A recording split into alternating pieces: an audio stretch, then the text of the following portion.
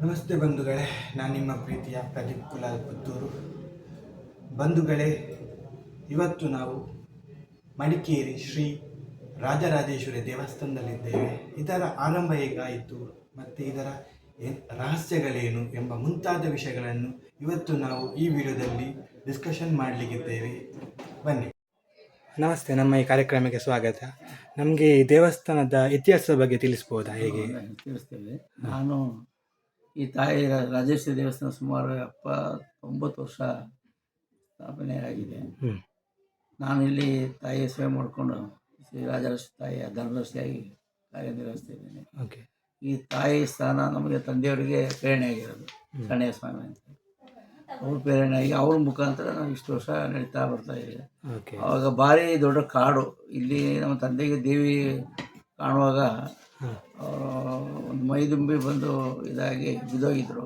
ಅಂದರೆ ಕನಸಲ್ಲಿ ಅವರು ಹಾಗೆ ಬಂದು ರಾತ್ರಿ ಬಂದು ಬಿದ್ದು ಅವ್ರಿಗೆ ಅವ್ರ ಅವ್ರ ಮನಸ್ಸಲ್ಲಿ ಹೀಗಿಂತ ಕಡೆ ಮಾಡಬೇಕು ಅಂತ ಹೇಳಿ ದೇವಸ್ಥಾನ ನಾವು ಮಾಡಿದ್ವಿ. ಬರೀ ಹುಲ್ಲು ಗುಡಿಸಲಲ್ಲಿ ನಾವು ದೇವಸ್ಥಾನ ಮಾಡಿದ್ದು ಫಸ್ಟಿಗೆ ನಾವು. ಆಯ್ತಾ, ಅವಾಗ ಅಲ್ಲಿ ನಾವು ಅಲ್ಲೇ ಶಾಲೆಗೆ ಹೋಗ್ತಾ. ಇಲ್ಲಿ ದನಗಳ ರಸ್ತೆ ಎಲ್ಲ, ಇದು ರಸ್ತೆ ಇರಲಿಲ್ಲ, ಏನೂ ಇರಲಿಲ್ಲ. ದನಗಳ ರಸ್ತೆಯಲ್ಲೇ ನಾವು ಶಾಲೆಗೆ ಹೋಗೋದು ಬರೋದು. ಒಂದೇ ದೊಡ್ಡ ರೂಮ್ ಮಾಡಿಬಿಟ್ಟು ಈ ಹುಲ್ಲು ಸೀತಾರಾಮ ವಾಸ ಮಾಡಿಲ್ವ ಆ ಥರ ಕುಟೀರದಲ್ಲಿ ನಾವು ವಾಸ ಮಾಡಿ ಪೂಜೆ ಮಾಡ್ತಿದ್ವಿ. ಅಂದ್ರೆ ಇದರ ಬಗ್ಗೆ ಗೊತ್ತಾದ ಹೇಗೆ? ಇಲ್ಲಿ ದೇವಿ ಇದೆ ಅಂತ ದೇವಿ ಅವ್ರ ಮೈ ದುಂಬಿ ಬಂದು ಹೇಳಿದೆ. ಹೀಗೆ 70 ವರ್ಷದಿಂದ ನಾನು ಈ ಥರ ವೃತ್ತದಲ್ಲಿ ಪಾರ್ವತಿ ಅವತಾರ ರಾಜೇಶ್ವರಿ ನೆಲೆ ತಗೊಂಡಿದ್ದೆ ಅಂತ ಹೇಳಿದ್ರು. ನಾವೇ ಚಿಕ್ಕವರು, ನಮ್ಮ ತಂದೆಯವರು ಹೇಳಿದ್ದೆ, ನಮ್ಮ ಅಜ್ಜವರೆಲ್ಲ ಹೇಳಿದಾಗ. ಅಂದ್ರೆ ಏನಾದ್ರು ಮೂರ್ತಿ ಏನಾದ್ರು ಉದ್ಭವ ಆಗಿತ್ತ? ಇಲ್ಲ, ಅವರು ಹೇಳಿ ಅವ್ರಿಗೆ ಒಂದು ಇದನ್ನ ಪೂಜೆ ಮಾಡ್ಲಿಕ್ಕೆ ಕೊಟ್ಟಿದ್ರ. ಅಂದ್ರೆ ಅದೇ ಅಲ್ಲಿ ಹಾಗೇನೆ ಒಂದು ಕಲಸ ಇಟ್ಟು ಪೂಜೆ ಮಾಡಿ ಅಂದ್ರೆ ಫಸ್ಟ್ ಸ್ಟಾರ್ಟಿಂಗ್ ಅಲ್ಲೇ ಮಾಡ್ತಿದ್ರು ನೀವು? ಅಲ್ಲ, ಬೇರೆ ಯಾವ್ದು ಪ್ಲೇಸ್ ಇಲ್ಲ, ಆದಿ ಅಂತ ಯಾವ್ದಿಲ್ಲ? ಅದೇ ಅಲ್ಲಿಯೇ ಸ್ಟಾರ್ಟ್ ಮಾಡಿ ಕಳಸ ಇಟ್ಟು ಪೂಜೆ ಮಾಡ್ತೀವಿ ನಾವು ಮೊದಲಿಗೆ. ಅದೇ ತರ ಕಂಡು ಇವತ್ತು ಕೂಡ ಕಳಸ ಇಟ್ಟು ಪೂಜೆ ಮಾಡ್ತೀವಿ. ಹಾಗೆ ನಾವು ತಾಯಿ ಮೈದುಂಬು ಬಂದು ಎಲ್ರಿಗೂ ಭಕ್ತರಿಗೆ ಪ್ರೇರಣೆ ಕೊಡ್ತಿದ್ವಿ, ಹೇಳ್ತಿದ್ರು. ತುಂಬಾ ಜನರು ಹೊರಗಡೆಯಿಂದ ಆ ಕಾಲದಲ್ಲೂ ಬಂದು ಹೋಗೋರು. ಹೌದಾ? ಬಂದು ತಾಯಿ ಆಶೀರ್ವಾದ ತಗೊಂಡು ಹೋಗ್ತಾ ಇದ್ರು. ಆದ್ರೆ ಇನ್ನೊಂದೇನಂದ್ರೆ ಅದಾದ್ರೂ ಅವರೊಂದು ನಮ್ಮ ತಂದೆಯವರೊಂದು 35 ವರ್ಷ ಮೈದುಂಬು ಬಂದು ಹೇಳ್ತಾರೆ. ಮೊದಲಿಗೆ ಅವರಿಗೆ ಮೈ ಮೇಲೆ ಬಂದು ವಾರದಲ್ಲಿ 4 ಸಲ ಬಂದು ಹೇಳ್ತಿದ್ರು. ಅವಾಗ ಬಂದು ಹೇಳಿದಾಗ ಆಮೇಲೆ ಕೊನೆಯ ದಿವಸ ಮತ್ತೆ ಅವ್ರಿಗೆ ಸ್ವಲ್ಪ ವಯಸ್ಸಾಯ್ತಾ ಸ್ವಲ್ಪ ಕ್ಷೀಣ ಆದಾಗ ಅದು ಕೊನೆಯ ದಿವಸ ಜನ ಹೀಗೆ ಬಂದಿದ್ದಾಗ ಹೇಳಿದ್ರು, ನಾನು ಇದೇ ಕೊನೆ ಬರೋದು ನನ್ನ ಮೇಲೆ, ಈ ಶಿಶು ಮೇಲೆ ನಾನು ಬರೋದಿಲ್ಲ ಅಂದ್ರು. ಅಷ್ಟೊತ್ತಿಗೆ ನಿಮ್ಮ ಹತ್ರ ಭಕ್ತಿ ಎಲ್ಲ ಹೇಳಿದ್ರು, ತಾಯಿ ನಾವೇನು ತಾಯಿ ನಿಮ್ಮನ್ನ ಹುಡ್ಕೊಂಡು ಎಲ್ಲಿಗೆ ಹೋಗ್ಬೇಕು ಹೀಗೆ ಹೇಳ್ತಿರಲ್ಲ ಅಂತ. ಅವ್ರನ್ನ ನಗಾಡ್ಕೊಂಡು ಹೇಳಿದ್ರು. ನಾನು ಹೇಳಿದ್ದು ಇದ್ರ ಮೇಲೆ ಬರೋದಿಲ್ಲ ಅಂತ, ನಾನು ಇಲ್ಲಿ ಇರ್ತೀನಿ ಅಂತ ಹೇಳಿದೆ ಅಷ್ಟೇ. ಅವತ್ತೇ ದಿವಸನೇ ಅವ್ರ ತಾಯಿ ಹೇಳಿದ ನಂತರ ಬಂದು ಅವ್ರು ಬಿದ್ದು ಇದಾಗೋದು. ನೆಕ್ಸ್ಟ್ ನಮಗೆ ಭಯ, ನಾವು ಯಾರಿಗೆ ಅಂತ ಹೇಳಿದ್ರು, ದೇವರು ಸುಮ್ಮನೆ ಮಾಡೋಕ್ಕಾಗುತ್ತೆ ಅದು ಯಾರು ಬರ್ತದೆ ದೇವರು, ನಮಗಂತೂ ಭಯ ಇತ್ತು. ಅಷ್ಟೊತ್ತಿಗೆ ಜನಗಳು ಭಕ್ತರು ತುಂಬ ಜನ ನಮಗೆ ಧೈರ್ಯ ತುಂಬಿದ್ರು. ನಮ್ಮದು ಅದು 12 ವರ್ಷದ ಕಾರ್ಯಕ್ರಮದಲ್ಲಿ ಏನು ಮಾಡಬೇಕು ಅದೆಲ್ಲ ಮಾಡಿ ಹಾಗೆ ಅಂತ ಅದೆಲ್ಲ ಮಾಡಿ. ಆವಾಗ ತಾಯಿ ನಮ್ಮ ತಮ್ಮ ಒಬ್ಬರಿದ್ದರು, ಈಗ ದೇವಿ ಬರ್ತಾರಲ್ಲ ಅವ್ರ ತಮ್ಮ, ಅವರು ಬ್ಯಾಂಕ್ ಎಂಪ್ಲಾಯಿ ನಾರಾಯಣಸ್ವಾಮಿ ಅಂತ, ಅವ್ರ ಮೇಲೆ ಮೈದುಂಬು ಅಂತ ಹೇಳಿದ್ರು. ಹೀಗೆ ನೀನು ಮುಂದುವರ್ಸ್ಕೊಂಡು ಹೋಗಿ, ಅಂದರೆ ನಿಮ್ಮ ಇವತ್ತು ನೀವು ಬಂದಿದ್ದೀರಾ ಅದನ್ನ ಕಷ್ಟ ಮತ್ತೆ ಕೇಳೋದಿಲ್ಲ ಏನು ಅಂತ ಹೊಸದಾಗಿ. ಹಳಬರಿಗೆ ಕಂಟಿನ್ಯೂ ಹೇಳೋದು, ವ್ಯಕ್ತಿ ಮಾತ್ರ ಬದಲು ಮಾತೆಲ್ಲ ಒಂದೇ. ಅದೇ ಥರ ಆಗಿ ಬಂತು. ಹಾಗೆ ಅವ್ರಿಗೆ ಒಂದು ಕಂಟಾಗಿತ್ತು, ಒಂದು 10 ವರ್ಷ ಅವ್ರ ಮೇಲೆ ಬಂತು. ಅವರು ಕೂಡ ಬಂದು ಹೇಳಿದ್ರು, ಕೊನೆಯ ದಿವಸದಲ್ಲಿ ಶ್ರಾವಣ ಸಂಪದ ತೀರ್ಥ ಸ್ನಾನ ಮಾಡೋಕ್ಕಾಗ್ತಾರೆ ಪ್ರತಿ ವರ್ಷದಲ್ಲಿ. ಹಾಗಾಗಿ ಬಂದ ನಾನು ಅವ್ರು ಹೇಳ್ತೇವೆ, ಅವ್ರ ಮಿಸಸ್ ಮದುವೆ ಆಗಿತ್ತು, ಮಕ್ಕಳಾಗಿಲ್ಲ. ಹೇಳಿದ್ರು, ನಾನು ಇದೇ ಕೊನೆ, ನಾನು ಬರೋದು ವರ್ಷ, ಮುಂದಿನ ವರ್ಷ ನಾನು ಸಿಗೋದಿಲ್ಲ ಅಂದರೆ ಅವರ ಭಕ್ತ ಸಿಗೋದಿಲ್ಲ ನನಗೆ ಅಂತ ಹೇಳಿದ್ರು. ಅವ್ರು ಬಂದಾಗ ಅದೇ ಥರ ಆಗಿ ಒಂದು 2 ತಿಂಗಳು ಅಷ್ಟೇ ಒಂದು ಜಾಂಡೀಸ್ ಬಂದಿದ್ದು ನೆಪ ಮಾತ್ರ. ಅವರು ಅವರಾದ ನಂತರ ಈ ತಮ್ಮ ಇವ್ರಿಗೆ 31 ವರ್ಷ ನಡೀತಾ ಉಂಟು ಬಂದು.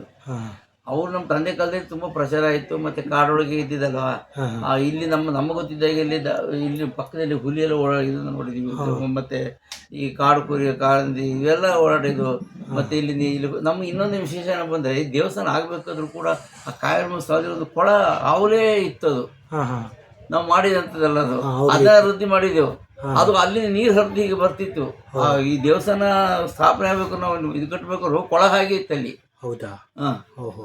ಅದಿತ್ತು. ಅದರಲ್ಲಿ ಇವಾಗ ತೀರ್ಥ ಇದಕ್ಕೆಲ್ಲ ನಾವು ತಗೊಳ್ಳೋ ಅದನ್ನೇ ಉಪಯೋಗಿಸೋದು ನಾವು, ಅದನ್ನ ಉಪಯೋಗಿಸೋದು. ಅದನ್ನೇ ಉಪಯೋಗಿಸೋದು ನಾವು. ಅದು ಹಾಗೆ ಇತ್ತು. ಅದಕ್ಕೆ ತುಂಬಾ ಇತಿಹಾಸ ಉಂಟು. ಹೌದೌದು ಹೌದು. ಐತೆ. ಮತ್ತೆ ಹಾಗೆ ಅದರಲ್ಲಿ ಇವತ್ತು ಕೂಡ ದೇವಿ ಇದು ಪೂಜೆ ಮಾಡೋದು, ಮತ್ತೆ ಕಾವೇರಿ ಸಂಗಮದ ಪೂಜೆ ಮಾಡ್ತೀವಿ. ಅವತ್ತೆಲ್ಲ ತೀರ್ಥ ಇದೆಲ್ಲ ತೀರ್ಥ ಬರಕ್ಕೆ ಸ್ನಾನ ಮಾಡೋಕ್ಕೆಲ್ಲ ಬರ್ತವೆ ಜನ. ಹೌದಾ? ಆ ಥರದಲ್ಲಿ ನಡೀತಾ ಇದೆ. ಮತ್ತೆ ತಾಯಿನ ನಂಬಬೇಕು, ನಮ್ದವ್ರಿಗೆ ತಾನೇ ಎಂಬುದು. ನಮ್ದೇವ್ರು ನಾವು ನಮ್ಮ ಮನೆಯವ್ರ ಕರ್ಕೊಂಡು ನಂಬು ಅಂತ ಹೇಳಕ್ಕಾಗಲ್ಲ, ಅವ್ರ ಆತ್ಮೇಲೆ ಬರಬೇಕು. ದೇವಿ ಅನ್ನೋದ್ರ ನಂಬಿ ದೇವರಿದೆ ಅಂತ ಹೇಳೋದು ನಂಬಿಕೆ ಅವ್ರ ಆತ್ಮೇಲೆ ಬಂದಾಗ ನಾವು ಹೇಳಿದ್ರೆ ನಂಬಿಕೆ ಆಗುತ್ತೆ, ಇಲ್ದ್ರೆ ನಾವು ನಂಬಿಕೆ ಆಗುತ್ತಾ? ಹೌದೌದು. ಈಗ ಇಲ್ಲಿ ದೇವಿ ಅಭಯ ಆಗುದಂದ್ರೆ ಯಾವಾಗಲೆಲ್ಲ? ಅದು ವಾರ 4 ದಿವಸ.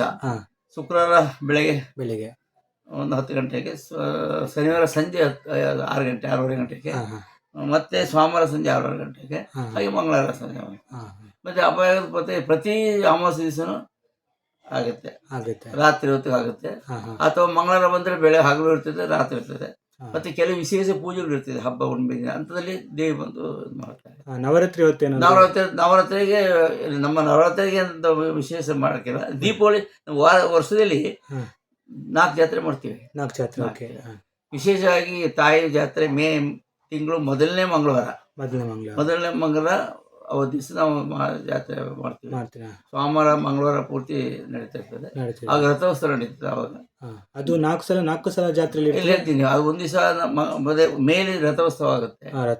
ನಂತರ ಇದು ದೀಪಾವಳಿ ದೀಪಾಲಂಕಾರ. ದೀಪಾವಳಿ ಎಲ್ಲಿ ಬತ್ತಿ ಜನ ಅವರವರ ಭಕ್ತಿಗೆ ನೋಡಿದ್ದಾರೆ, ಅಲ್ಲಿ ಇನ್ವಿಟೇಷನ್ ಇದೆ. ಅವರ ಒಂದು ಕಷ್ಟ ಪರಿಹಾರಕ್ಕೋಸ್ಕರ 108 ಬೆಳ್ಳಿ ಬತ್ತಿ ತಂದು ಅಲ್ಲಿ ದೇವಿ ದೇವಸ್ಥಾನ ಸುತ್ತಮುತ್ತ ಹೊತ್ತಿಸಿ ಅವರ ಪರಿಹಾರ ಮಾಡ್ಕೊಳ್ಳೋಕ್ಕೋಸ್ಕರ ತುಂಬ ಜನ ಬರ್ತಾರೆ ದೇವ ಸಂಜೆ ಹೊತ್ತು. ಮತ್ತೆ ಶಿವರಾತ್ರಿ ಉತ್ಸವ ಶಿವರಾತ್ರಿಗೆ ದಿವಸ ಬಂದೇ ಬರ್ತಾರೆ. ಅದೀಗ ಅಲ್ಲಿ ಶಿವಲಿಂಗ ಒಂದು ಮಾಡಿ ಶಿವದ್ದು ಮೂರ್ತಿ ಮಾಡಿದ್ದಾರೆ, ಅದು ಈ ತರನೇ ಮಾಡಿದ್ದು ಅಲ್ಲ ಏನಾದ್ರು ಅದಕ್ಕೆ ಪ್ರೇರಣೆ? ಅಲ್ಲಿ ಪ್ರೇರಣೆ ಏನಂದ್ರೆ ಈ ದೇವಿ ಬಂದ ಆವಾಗ ಇದು ನಿಜವಾಗ್ಲೂ ಇದು ಈಶ್ವರ ಸಂಬಂಧಪಟ್ಟ ಜಾಗ. ಅಲ್ಲಿ ಹುತ್ತ ಇತ್ತು. ಅಲ್ಲಿ ಮೊದಲಿಗೆ ನಾವು ಇಲ್ಲಿ ಇದಾಕಿ ದೇವಿ ಕೂಳಕ್ಕೆ ಮೊದಲೇ ಹುತ್ತ ಇತ್ತು ಅಲ್ಲಿ. ಹೌದಾ? ಇತ್ತು. ಅಲ್ಲಿ ಹಾವುಗಳು ಇವತ್ತು ನೀವು ಫೆಬ್ರವರಿ ನೋಡಿ ಹಾವೆಲ್ಲ ಓಡಾಡ್ತಿರ್ತವೆ ಅಲ್ಲಿ. ಅಲ್ಲ ಓಡಾಡ್ತಿರ್ತವೆ, ಇವತ್ತು ಕೂಡ ಓಡಾಡ್ತೀವಿ. ಅದ್ರ ಪ್ರೇರಣೆಯಿಂದ ಅದೊಂದು ಮಾಡಬೇಕು ಅಂತ ಇದಾದಾಗ ಅದನ್ನ ನಾವು ಅಲ್ಲಿ ಮೂರ್ತಿ ಮಾಡೋದು. ಮತ್ತೆ ನಮಗೆಲ್ಲ ಮನಸ್ಸಾಯ್ತು ಒಂದು ಲಿಂಗ ಪ್ರತಿಷ್ಠೆ ಮಾಡ್ಬೇಕಾದ್ರೆ ಏನು ಮಾಡೋದು, ನಾವು ಕಾಶಿನ ತರಬೇಕು ಅಂತ ಒಂದು ಬಂದ್ಬಿಡ್ತು. ನಾವು ಕಾಶಿಂತಂದೇ ಪ್ರತಿಷ್ಠಾಪನೆ ಮಾಡಿದ್ವಿ. ಕಾಶಿಂದ ಲಿಂಗನ ಪ್ರತಿಷ್ಠಾಪನೆ ಮಾಡಿದ್ವಿ. ಅದು ಮಡಿಕೇರಿ ಬಂದು ರಾಜ ಬೀದಿಯಲ್ಲಿ ಬಂದು ಸುಮಾರು 10-20 ಸಾವಿರ ಜನ ಆಗಲೇ ಸೇರಿದ್ರು. ಬರೋ ರಸ್ತೆ ಉದ್ದಕ್ಕೂ ಪೂಜೆ ಪುರಸ್ಕಾರ. ಆಮೇಲೆ ಪಾಂಡಪುರದಂತ ಒಂದು 208 ಕಳಸ ಹೊತ್ಕೊಂಡು ಈ ರಾಜ ಬೀದಿಯಲ್ಲಿ ಬಂದಿದ್ರು. ಅದರಲ್ಲಿ ಸ್ಕೂಲ್ ಮಕ್ಕಳು, ಬ್ಯಾಂಡ್ ಸೆಟ್ಟು, ಸುಳ್ಳಿದವರು ವಾದ್ಯ ಸೆಟ್ಟು, ಗೊಂಬೆ ಕುಣಿತ ಈ ಥರದ್ದೆಲ್ಲ ಇತ್ತು. ಎಲ್ಲ ಶಬ್ದ ವೇದಿಕೆ ಚಿತ್ರಗಳೆಲ್ಲ ಇದ್ದು ಮಾಡ್ಕೊಂಡು ಮೇಳಗೆ ಬಂದು ಇಲ್ಲಿ ಇಟ್ಟು ಆ ಕಳಸಕ್ಕೆ ತೀರ್ಥ ಹಾಕಿ ಅದೇ ಲಿಂಗಕ್ಕೆ ಹಾಕಿ ಮತ್ತೆ ಸ್ಥಾಪನೆ ಮಾಡಿದ್ವಿ. 5 ದಿವಸ ಸ್ಥಾಪನೆ ಮಾಡಿದ್ದು. ಹೌದು. ಇಲ್ಲಿಗ ಪೂಜೆದೆಲ್ಲ ಹೇಗೆ? ಏನಾದ್ರು ಸ್ಪೆಷಲ್ ಪೂಜೆ ಅಂತದೇನಿಲ್ಲ. ಇಲ್ಲಿ ದೇವಿಗೆ ನಾವು ಅದು ಕೊಡಿ ಇದು ಕೊಡಿ ಅಂತ ಹರಕೆ ಹೊರಿ ಅಥವಾ ಇದು ಮಾಡಿ ಅಂತ ನಮ್ಮಲ್ಲಿ ಕೇಳಕ್ಕಿಲ್ಲ. ಅವರ ಭಕ್ತಿ ಇದ್ರೆ ಹಾಕ್ಬೋದು, ಇದ್ರಿಲ್ಲ. ದೇವಿ ಎಲ್ರಿಗೂ ಒಂದೇ, ಶ್ರೀಮಂತರಿಗೊಂದೇ, ಬಡವರು ಒಂದೇ. ಇಲ್ಲಿ ಈಗ ಏನಾದ್ರು ಯಾರಾದ್ರೂ ಕಾಣಿಕೆ ಕೊಟ್ರೆ ಅದನ್ನು ಉಪಯೋಗಿಸ್ತೀವಿ. ಅದನ್ನ ಇಲ್ಲ ಕೆಲವು ನಮ್ದು ಟ್ರಸ್ಟ್ ಇದೆ. ಟ್ರಸ್ಟಿಗೆ ಹಾಕೊಂಡು ನಾವು ಅಕೌಂಟ್ ಆಡಿಟ್ ಮಾಡ್ಕೊಂಡು ಮಾಡ್ತೀವಿ. ಈಗ ಇಲ್ಲಿ ಈಗ ಊಟದ ವ್ಯವಸ್ಥೆ ಏನಂದ್ರೆ ಅಂದ್ರೆ ಅದು ವಾರದ ಎಲ್ಲಾ ಟೈಮ್ ಅಲ್ಲಿ ಇರ್ತದೆ? ಇಲ್ಲ ದಿವಸ ಪೂರ ದಿವಸ ಪ್ರತಿ ದಿವಸ ಇದ್ದೇ ಇರ್ತದೆ. ಅಕಸ್ಮಾತ್ ಎಲ್ಲ ಬೇರೆ ದಿವಸ ನಾವು ಕೆಲವರೆಲ್ಲ ಈ ಸ್ಪೋರ್ಟ್ಸ್ ಮತ್ತೆ ಕೆಲವರು ಅಂಗವಿಕಲದ ಸ್ಪೋರ್ಟ್ಸ್ ಅದು ಇದೆಲ್ಲ ಇರ್ತಾರೆ, ಅವರೆಲ್ಲ ಬಂದು ಕೇಳ್ಕೊಳ್ತಾರೆ. ನಾವು ಹಾಗೆ ಮಾಡ್ಕೊಳ್ಸ್ಕೊಟ್ಬಿಡ್ತೀವಿ. ಈ ತರ ಡೊನೇಷನ್ ಅಂತ ಯಾವ್ದಾದ್ರು ಕೊಡ್ತೀರಾ? ಯಾರಿಗೆ? ಬೇರೆಯವರು ಡೊನೇಷನ್ ಬಂದು ಕೇಳಿದಾಗ ಸ್ವಲ್ಪ ಕೊಡ್ತಾರೆ. ಅಂತ ದೊಡ್ಡ ಡೊನೇಷನ್ ಒಂದು 10,000 15,000 ಬರ್ತಾರೆ ಗಣಪತಿಗೆ ಅದಕ್ಕೆ ಬರ್ತಾರೆ. ದೇವಸ್ಥಾನ ಕಾರ್ಯಕ್ಕೆ ಮಾತ್ರ ಮತ್ತೆ ಬೇರೆಲ್ಲ ಕೊಡೋಕ್ಕಲ್ಲ. ಒಂದು 20,000 ಅಂತೆಲ್ಲ ಕೊಡ್ತೀವಿ, ಇಲ್ಲ ಅಂತೆಲ್ಲ. ಅದು ದೇವ್ರು ಕೊಟ್ಟಿದ್ರೆ ನಾವು ಕೊಡ್ಬೇಕು. ಮತ್ತೆ ಇಲ್ಲಿ ಅನ್ನ ಮಾಡಿ ನಾವು ಏನೇ ಗೊತ್ತಾ, ನಮ್ಮ ತಂದೆಯ ಕಾಲದಲ್ಲಿ ಕೂಡ ಒಂದು ಬಂದಾಗ ಮೈದುಂಬ ಒಂದು ಹೇಳ್ತಿದ್ರು, ನಾನು ಈ ಸ್ಥಳವನ್ನು ಧರ್ಮಸ್ಥಳ ರೀತಿಯಲ್ಲಿ ಅನ್ನದಾನ ಮಾಡಿಸ್ತೀನಿ ಅಂತ ಹೇಳ್ತಾ ಇದ್ರು. ನಮ್ಗೆ ಅದು ಗೊತ್ತಿಲ್ಲ ಯಾವಾಗ ಆಗ್ಬೇಕಂತ ಯಾರು ಗೊತ್ತು. ಇದ್ರ ಪರಿಸ್ಥಿತಿ ಈ ಸ್ಥಳ ನೋಡಿದ್ರೆ ಯಾರು ನಂಬೋದಿಲ್ಲ ಇಷ್ಟ ಆಗಿದೆ ಅಂತ ಹೇಳಿದ್ರೆ. ಆಯ್ತಾ? ಅವಾಗ ಹೇಳ್ತಿದ್ರು, ನಾವು ದಾಯ ಮಾಡ್ತಾರ ನೋಡೋಣ, ಭವಿಷ್ಯ ನಮ್ಗೆ ಗೊತ್ತಿಲ್ಲಲ್ಲ. ತಾಯಿ ಹೇಳಿದ್ರು ಅಂತ. ಆ ಒಂದು ದಿವಸ ಏನಾಯ್ತು ಹೀಗೆ ಮತ್ತೆ ಹಾವು ಕುಡಿದು ಕೂಡ ಪಾಪ ಬಂದ ಜನಗಳಿಗೆ ತಾಯಿಯವರು ಮನೆಯೊಳಗೆ ಮಾಡ್ಕೊಡ್ತಿದ್ರು. ಅಂದ್ರೆ ಯಾರು ಊಟ ಇಲ್ಲಾಂದ್ರೆ ಅವ್ರಿಗೆ ಮನೇಲಿ ಮಾಡ್ಕೊಡೋರು, ಹೋಗುವವರು ಹೊಟ್ಟೆ ಸುಡಿದ್ರು. ಮತ್ತೆ ಮನೇಲಿ ಮಲಗೋರು, ಮನೇಲಿ ನಾವು ಮಲಗೋರು ಅಟ್ಟ ಮಾಡಿ ಇತ್ತು ಅದ್ರ ಮೇಲೆ ಮಲಗೋರು, ಅಲ್ಲಿ ಮಲಗಿಸ್ತಿದ್ದು, ಇದ್ದು ಊಟ ಮಾಡೋರು ಹೋಗೋರು. ಅದ್ ನಮ್ಮ ತಾಯಿ ಬಾರಿ ಒಳ್ಳೆ ಇದು ಅವ್ರಿಗೆ ಆ ಥರ ನಡ್ಕೊಂಡು ಹೋಗ್ತಾ ಇತ್ತು. ಆಮೇಲೆ ಹಬ್ಬದಲ್ಲಿ ನಾವು ಅನ್ನದಾನ ಮಾಡ್ತಿದ್ದೋ. ಮತ್ತೆ ಒಂದ್ ದಿವಸ ಒಬ್ರು ನಮ್ಮ ಉಪೇಂದ್ರ ನಾಯಕ್ ಅಂತ ಸುಳ್ಳಿದರೊಬ್ರು ಬಂದ್ರು.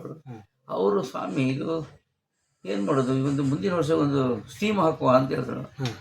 ನಾವು ಅವ್ರು ನಂಬಿದ್ರೆ ಅವ್ರು ಹಾಕಿಸ್ತಿದ್ರಿ, ಇನ್ನೂ ಮದುವೆ ಆಗಿಲ್ಲ ಹುಡುಗ, ಹಾಕುವ ಅಂತ. ಇವ್ರು ಹಾಕ್ತಾರೆ ನಿಜವಾಗಿ ಅಂತ ನಾನು ನಡ್ಕೊಂಡು ಆಯ್ತು ಬಿಡಿ ಹಾಕೋಣ ಸ್ವಾಮಿ ಮಾಡೋ ಅಂತ. ಅವತ್ತು ಜಾತ್ರೆಗಿನ್ನ 2 ತಿಂಗಳು ಮಧ್ಯೆ ಇರುವಾಗ ಬಂದರು. ನಾವು ಇನ್ನೂ ಬೆಂಗಳೂರಿಗೆ ಹೋಗೋಣ, ಅಲ್ಲಿ ಸ್ಟೀಮ್ ಮಾಡೋಣ ಅಂತ ಕರ್ಕೊಂಡು ಹೋದ್ರು. ಅಲ್ಲಿ ಹೋಗಿ ಹುಡುಕಿ ಮಾಡಿ ಒಂದಷ್ಟು ಬಾಯ್ಲರ್ ಇದೆಯಲ್ಲ, ಬಾಯ್ಲರನ್ನು ಮಾಡಿಸಿ ಅವ್ರದ್ದು ಇದು ಮಾಡಿಕೊಂಡು ಅಲ್ಲಿಂದ ಅವ್ರು ಆರ್ಡ್ರ್ ಮಾಡಿದ್ರು. ಜಾತ್ರೆ ದಿವಸ ನಾವು ಟೆಂಪ್ರರಿ ಸೆಟ್ ಮಾಡಿದ್ರು ಇಲ್ಲಿ. ಓಕೆ. ಅವರು ಒಂದು ಮಾತು ಹೇಳಿದರು, ನೀವು ಅನ್ನದಾನ ಮಾಡ್ತೀರಿ, ಕ್ಷೇತ್ರ ನೇ ಬದಲಾಗುತ್ತೆ. ಹೌದಾ? ಅದು ತುಂಬ ಆಯಿತು. ಯಾಕೆಂದರೆ ನಮ್ಮ ಅನುಭವ ಅನ್ನದಾನ ಮಾಡೋಕ್ಕಂದ್ರೆ ಕ್ಷೇತ್ರ ತುಂಬ ಬದಲಾಯಿತು. ಅಲ್ಲ, ಅದು ಅನ್ನದಾನ ಸೇವೆ ಅಂತ ಉಂಟಲ್ಲ, ಅದು ಹೇಗೆ? ಅದು ಏನು ಮಾಡ್ತೀವಿ ಅಂದರೆ ಕೆಲವರು ಇವತ್ತು ಕೊಡ್ತಾರೆ ಅನ್ನದಾನ ಒಂದು 8,000 ರೂಪಾಯಿ ತಗೊಳ್ತೀವಿ, ಅದು ರಸೀದಿ ಕೊಡ್ತೀವಿ, ಅದಕ್ಕೆ ಹೋಗ್ತದೆ. ಅದಂತ ಒಂದು ದಿನಕ್ಕೆ ಮಾತ್ರ, ಒಂದು ದಿವಸಕ್ಕೆ ಸೀಮಿತ. ಈಗ ಒಂದು ವರ್ಷಕ್ಕೆ ಈಗ ಮಾಡ್ತೀನಿ ಹೇಳ್ತೀನಿ. ಹಾಗೆ ನಾವು ಮಾಡ್ಕೊಬೋದು. ಮತ್ತೆ ಈ ನೈವೇದ್ಯ ಪ್ರಸಾದ ಮಾಡ್ತಾರೆ 1,500 ತಗೊಂಡು, ಅವ್ರನ್ನ ಒಂದೇ ಅದೆಲ್ಲ ಮಾಡಿದ್ರೆ ಸ್ವಲ್ಪ ಮುಂದೆ ಬೇಗ ಬಿಟ್ಟು ಅವಕಾಶ ಕೊಡ್ತೀವಿ. ಹಾಗೆ ಮಾಡೋರು ಇದ್ದಾರೆ. ಯಾರೋ ಅವತ್ತು ದಿವಸ ಯಾರು ಇಲ್ಲ ಅಂದ್ರೆ ದೇವಸ್ಥಾನ ವತಿಯಿಂದ ನಾವು ಮಾಡ್ತೀವಿ. ಅನ್ನದಾನ ನಿಲ್ಲಿಸೋದಿಲ್ಲ. ನಾವು ಏನಪ್ಪ ಅಂತಂದ್ರೆ ನನಗೆ ಒಂದು ಅನುಭವ ಏನಪ್ಪ, ಒಂದು ದಿವಸ ನಮ್ಮ ತಾಯಿ ನಮ್ಮ ಕುಶಾಲ ಇದಿತ್ತು, ಜಮೀನೆಲ್ಲ ಇದೆ, ಗದ್ದೆ ಭತ್ತ ತರ್ತಿದ್ದವು. ಅವತ್ತು ನಮ್ಮ ತಾಯಿ ಹೇಳಿದ್ರು, ನಾಳೆಗೆ ಅನ್ನ ಅಕ್ಕಿ ಇಲ್ಲ, ನಿಮ್ಮ ಇದು ಮಾಡ್ಬಿಡಿ. ಇವಾಗಲ್ಲ ಒಂದು 20 ವರ್ಷ ಏನು ಮಾಡೋದು, ನಾಳೆ ಊಟ ಇದು ಮಾಡೋದು, ತಾಯಿ ಕೊಟ್ಟ ಮೇಲೆ ನಿಲ್ಸೋಕೆ ಕೊಡೋದು, ದುಡ್ಡು ಕೊಡೋ ತರ್ತೀನಿ ಅಂಥೇಳಿ ತಂದು ನಾವು ಊಟ ಅವತ್ತು ಅಡುಗೆ ಮಾಡಿದೆ. ನಾನು ನೋಡಿ ಅವತ್ತು ಒಂದಿಸ್ತಾನೆ ಬಂದು ಒಬ್ರು ಬಂದು, ಸ್ವಾಮಿ ತಗೊಳ್ಳಿ 500 ರೂಪಾಯಿ ನಿಮ್ಮ ಅನ್ನದಾನಕ್ಕೆ ಮಾಡ್ಕೊಡಿ. ನನಗೆ ಆವಾಗ ಮನಸ್ಸು ಬಂತು, ನಾನೇನಾದ್ರು ನಿಲ್ಲಿಸಿದ್ರೆ ಇವತ್ತು ಏನಾಗುತ್ತೆ ಅಂತ. ಅವತ್ತೇ ನಾನು ಅವತ್ತಿಂದ ಒಂದು ಕಾಳ ಬೇಕಾದ್ರೆ ಮೂಟೆ ಅಕ್ಕಿ ಜನಗಳಿಗೆ ಕೊಡ್ತೀನಿ, ನಾನದು ದುಡ್ಡು ಕೊಟ್ಟು ತಂದಿಲ್ಲ. ಹೌದಾ? ಈ ತಾಯಿ ತರಿಸ್ತಾರೆ, ನಮ್ಮ ಜಮೀನಿದ್ರು ತರಕಿಲ್ಲ. ನಾವು ಮೊದಲು ತರ್ತಿದ್ವು, ಜಮೀನು ತರಕ್ಕೆ. ಇವತ್ತು ನಾವು ಬೇಕಾದ್ರೆ ಕೊಡ್ತೀನಿ, ಅವ್ರಿಗೆ ಹೆಚ್ಚಾಗಿದ್ದೆಲ್ಲ ಕೊಟ್ಟು ಕಳಿಸ್ತೀವಿ. ಅಲ್ಲಿ ಊಟ ಇಲ್ಲಿ ಊಟ ಅಕ್ಕಿನೂ ಕೊಡ್ತೀವಿ, ಆದ್ರೆ ತಾಯಿ ನಮಗೆ ಕಡಿಮೆ ಮಾಡಿಲ್ಲ.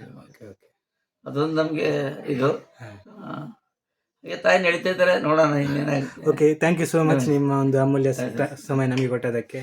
Thank you.